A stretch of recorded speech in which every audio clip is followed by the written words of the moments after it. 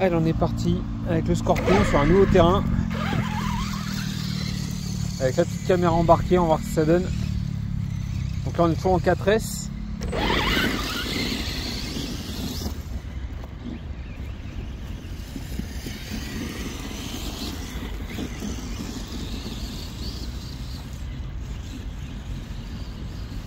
Donc là on va tester sur un terrain un peu plus grand pour voir ce que ça donne. Avec le 4S, là je suis curieux de voir. Ça donne j'ai été...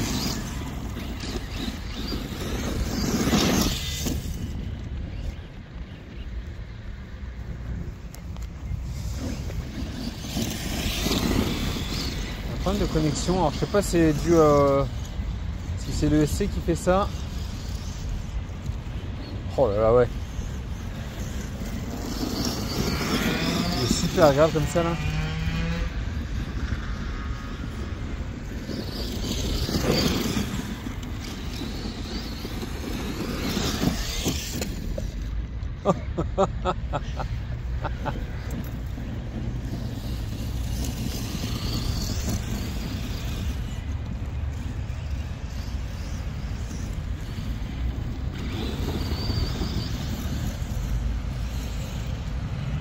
Franchement, je trouve qu'il a la gouache en 4S. Hein. Je sais pas ce que vous en pensez là, mais voilà, j'étais à fond. Bon, ouais, donc peut-être un peu d'allonge, mais au moins je préserve la mécanique.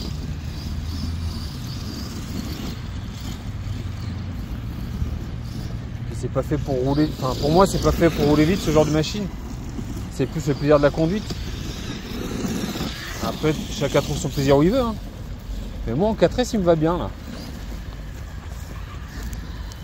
Je sais pas si je vais le passer en 6S. En plus, j'ai ce qu'il faut. Hein. J'ai le moteur qui va arriver, un Rocket surpasse. Attends, c'est quoi que j'ai pris? Ouais, c'est un Rocket, je crois que j'ai pris. Il est en cours de transit, là, il devrait arriver d'ici peu. Mais je sais pas si je vais l'installer, je sais pas. Je ferai un essai, je pense. Mais il est vraiment agréable comme ça là. Maîtrisable. Je vais voir ce que vont donner les images de la caméra aussi.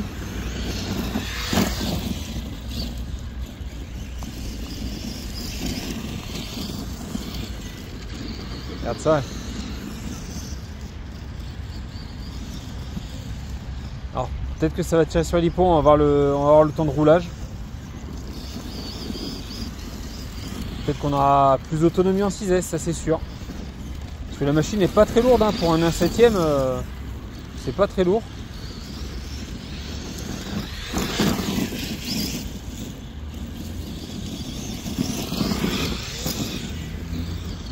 Et là c'est agréable, hein. J'adore. Alors par contre le vent de braquage n'est pas énorme.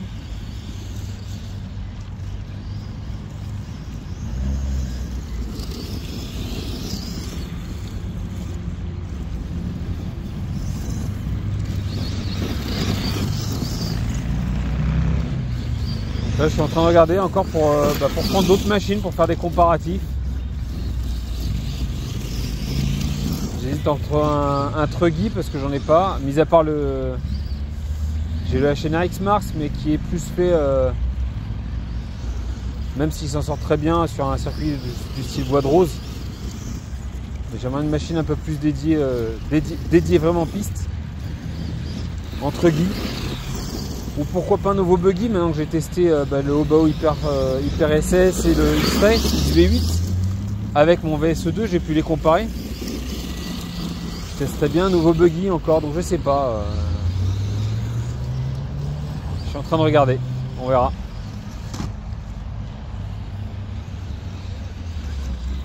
Ouais, il manque peut-être un peu de patate là, effectivement sur un grand terrain comme ça, bon.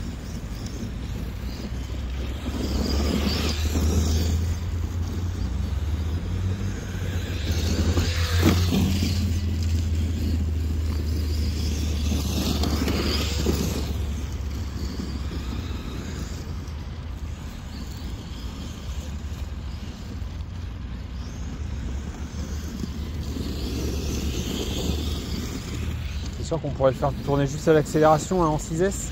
Là c'est peut-être un peu limite.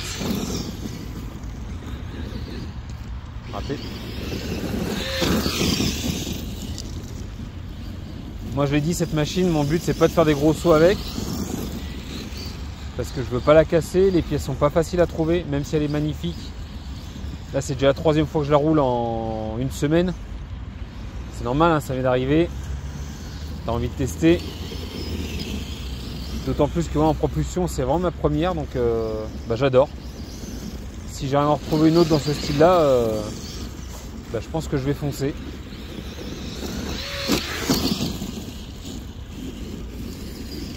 Après l'échelle me plaît beaucoup aussi. La même chose en 1/10, je suis pas sûr que ça soit aussi facile à prendre en main. Plus l'échelle est petite et plus il faut maîtriser. Hein. Je le vois bien, ne serait-ce qu'avec la Tamiya TT02. Quand je prends la Tamiya TT02 puis qu'après je prends la Lobao Hyper VT, VTE2, c'est pas la même chose. Hein. Ça demande plus de maîtrise en 1/10 qu'en 1/8, 1/7, etc. Je trouve. Alors on va rouler un petit peu à fond là. Ah, ça va bien quand même. Hein.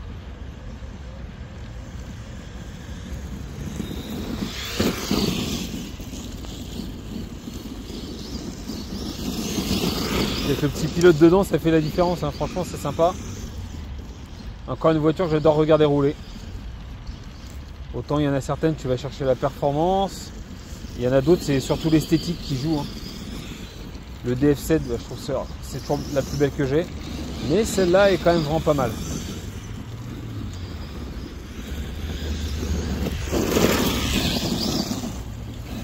Alors ouais, je me suis fait un peu peur.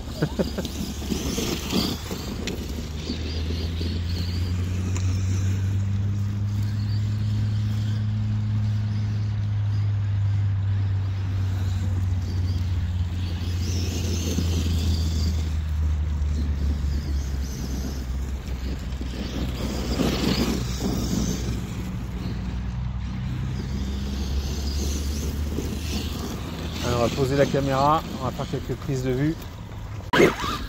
J'ai pas coupé la batterie, j'ai juste changé la caméra de place. Là, comme ça on va pouvoir voir le temps de roulage total.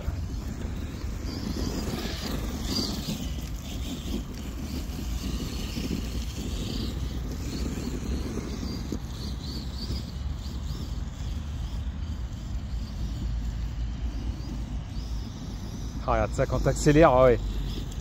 Ah ouais, en 6F, ça partirait un peu plus en glisse, ça serait sympa, en 6S peut-être. Sur un grand terrain comme ça, effectivement. Autant sur circuit, clairement je dis non, il n'y a pas besoin. Autant là en tout terrain, voilà, je pensais un petit peu, hein, mais ouais, effectivement, sur tout terrain comme ça, là, dans des grands espaces, en 6 ça peut être sympa. De pouvoir à l'accélération la faire partir de l'arrière. Là en 4 tu peux pas, il faut donner un petit coup de frein avant. Faut trouver le bon compromis. Et puis à la limite baisser un petit peu baisser un petit peu l'accélérateur sur le circuit. Ou mieux juger les gaz hein, aussi, hein. C'est bien. Regarde ça. Oh là là.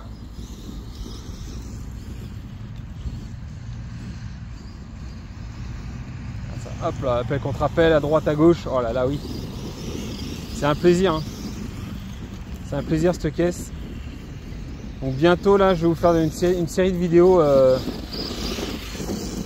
Alors, comment débuter, c'est peut-être un peu présomptueux parce que je prétends pas avoir toutes les réponses. En tout cas, je vais vous donner mon retour d'expérience. Moi, j'ai commencé en juin 2023. Là, on est en janvier. Donc voilà, j'ai un peu plus de 6 mois d'apprentissage, mais je m'y intéresse beaucoup. Je suis tous les jours sur les forums, sur différents magasins. Enfin voilà, je cherche beaucoup de réponses parce que ça m'intéresse, ça me passionne. Donc je vais essayer de vous apporter un peu mon point de vue débutant. Il n'y aura pas forcément beaucoup de techniques dans ce que je vais dire parce que encore une fois, je prétends pas avoir toutes les réponses et être le plus technique des gens qui font des vidéos. Il y a des gens très calés pour ça, vous devez les connaître. Mais je vous apporterai un point de vue, j'espère un point de vue un peu différent. Comment aborder, comment vous mettre dans la RC. Si vous voulez vous y intéresser, la personne qui veut avoir juste une voiture comme ça pour s'amuser de temps en temps, ou la personne qui en veut une, et puis après qui au final qui aimerait bien en avoir une deuxième un peu différente, parce que c'est ça qui est sympa dans la RC. Si vous avez 3 modèles complètement équivalents, vous allez en gros vous emmerder un petit peu, faut le dire les choses comme elles sont. Par contre, dès que vous commencez à avoir des modèles un peu différents, un short course, un buggy, là un propulsion, c'est des conduites complètement différentes, des sensations complètement différentes.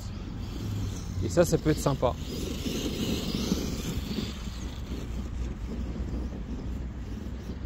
Donc ça, on va en parler très prochainement. On parlera un peu de tout, comment démarrer dans la RC, parler un petit peu de l'électro, parler l'hypo, etc. Et toujours pareil, ça sera avec mon retour d'expérience à moi. Ah, ça y est, coupure. Donc là, on est à combien? Ça doit faire une douzaine de minutes de run, c'est pas énorme en 4S. Je vais regarder à combien elle est là, mais... Allez, j'ai laissé refroidir une dizaine de minutes. Donc on a fait 12 minutes de roulage avec la première batterie en 4S. La coupure était à 3,5. Donc effectivement, ça fait un run pas long en 4S là. Sur du pré comme ça, c'est un peu juste pour moi, je trouve. Et par contre, c'était pas chaud. C'était tiède, moteur tiède, ESC tiède, le ESC d'origine Orion, qui est un peu critiqué, mais bon, jusque là tient le coup à peu près. Et la batterie était tiède aussi. Bon, par contre là, il fait que 15 degrés, entre 15 et 20 degrés, on est le 24 janvier.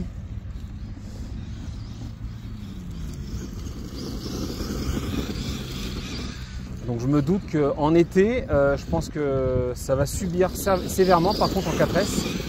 Donc voilà, ce que j'avais dit, que je le laisserai peut-être en 4S, et ben voilà, je révise ce que j'ai dit. Je vais le passer en 6S. Par contre, j'irai pas trop fort sur la transmission. Je vais regarder ce que je vais lui mettre. Je vais calculer ça, on va regarder. Mon but, c'est pas forcément d'aller plus vite avec. Ça va être de gagner en autonomie là. Le blond en parle très bien. Passer sur du plus gros, c'est pas forcément pour des performances, mais surtout pour l'autonomie. Et là, ça me paraîtrait assez viable. Autant sur piste en 4S, ça suffit. On roule entre 15 et 20 minutes. Je roule entre 15 et 20 minutes, que ce soit au Bois de Rose ou chez Bateau RC34. Par contre, là, vous voyez, en tout terrain, 12 minutes, c'est juste. Pourtant, je fais pas que des grosses accélérations.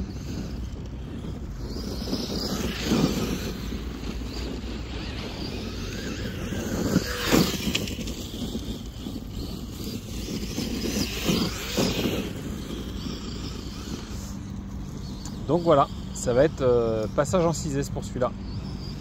J'en avais pas là avec Eric d'RC Mag, qui me disait que ça suffisait largement, mais je pense que lui il roule sur tout circuit.